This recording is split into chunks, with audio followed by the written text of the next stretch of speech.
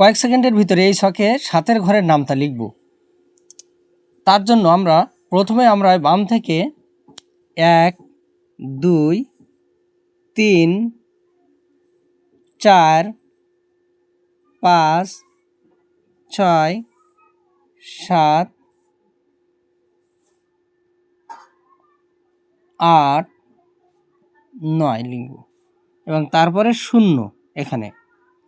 এরপরে আমরা এখান থেকে লিখব 0 1 2 আবার 2 3 4, 4-এর পর আবার 4 5 6 এবং সবশেষে এখানে 7। তাহলে আমাদের কি হলো? 7 একে 7, 7 দুগুণে 14, 3 সাথে 21, 4 সাথে 28, 5 সাথে 35, 6 সাথে 42, 7 সাথে 49, 27 56, 7 নং 63, 7 10 70।